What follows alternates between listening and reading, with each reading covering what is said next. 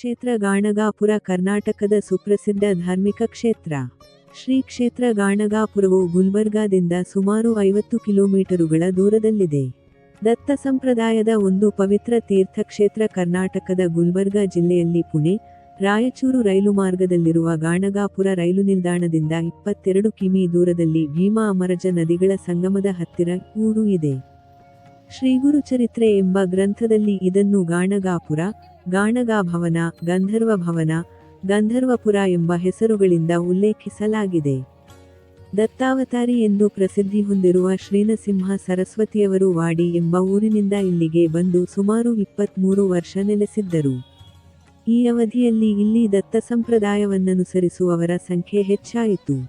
ಸರಸ್ವತಿಯವರು ಮೊದಲು ಸಂಗಮದ ಹತ್ತಿರವೇ ವಾಸವಾಗಿದ್ದು ಅನಂತರ ಊರ ಮಧ್ಯದಲ್ಲಿರುವ ಮಠದಲ್ಲಿರತೊಡಗಿ ಮುಂದೆ ಶ್ರೀಶೈಲದ ಕಡೆಗೆ ತೆರಳಿದರು. ಮಠದ ಆವಾರದಲ್ಲಿ ಮಹಾದೇವ ಪಾರ್ವತಿಯರ ಮೂರ್ತಿ, ಅಶ್ವತ್ಥವೃಕ್ಷದ ಪೊದರಿನಲ್ಲಿ ನಾಗನಾಥ ಮತ್ತು ಹನುಮಂತನ ಮೂರ್ತಿಗಳು, ತುಳಸಿ ವೃಂದಾವನಗಳು ಗೋಚರವಾಗುತ್ತವೆ. ಈ ಮಠದಲ್ಲಿರುವ ಶ್ರೀಗುರುಗಳ ಪಾದುಕೆಗಳು ನಿರ್ಗುಣ ಪಾದುಕೆಗಳೆಂದು ಹೆಸರಾಗಿವೆ. ವಾಡಿಯಲ್ಲಿರುವ ಪಾದುಕೆಗಳನ್ನು ಮನೋಹರ ಪಾದುಕೆಗಳೆನ್ನುತ್ತಾರೆ.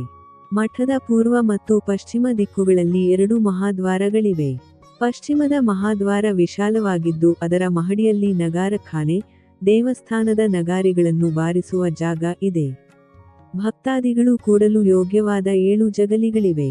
ಗರ್ಭಗುಡಿಯಲ್ಲಿನ ಪಾದುಕೆಗಳ ದರ್ಶನ ಮಾಡಬೇಕಾದರೆ ಉಡುಪಿಯಲ್ಲಿರುವಂತೆ ಒಂದು ಬೆಳ್ಳಿಯ ಕಿಟಕಿಯ ಮೂಲಕ ನೋಡಬೇಕಾಗುತ್ತದೆ. ಇಲ್ಲಿ ನಿತ್ಯೋಪಾಸನೆ ಬೆಳಗ್ಗಿನಿಂದ ಪ್ರಾರಂಭವಾಗುತ್ತದೆ. ಪಾದುಕೆಗಳಿಗೆ ಜಲಸ್ಪರ್ಶ ಮಾಡುವುದಿಲ್ಲ.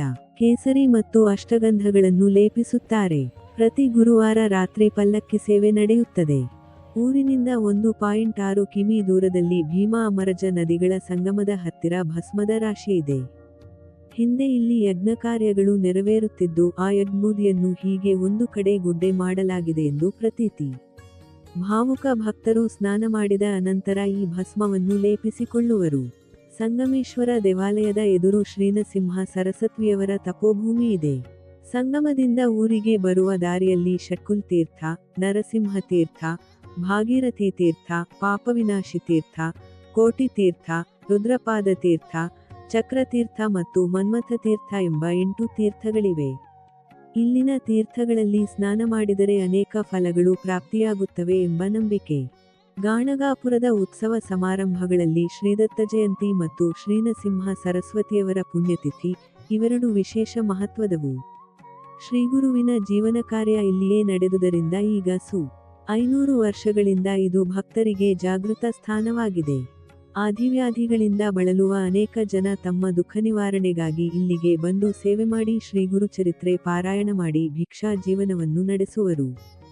ಶ್ರೀಗುರುಚರಿತ್ರೆಯಲ್ಲಿನ ಚಮತ್ಕಾರಿ ಕಥೆಗಳನ್ನೋದುವುದರಿಂದ ಶ್ರದ್ಧಾಜೀವನವನ್ನನುಸರಿಸುವುದರಲ್ಲಿ ವಿಶ್ವಾಸ ಹುಟ್ಟುತ್ತದೆ.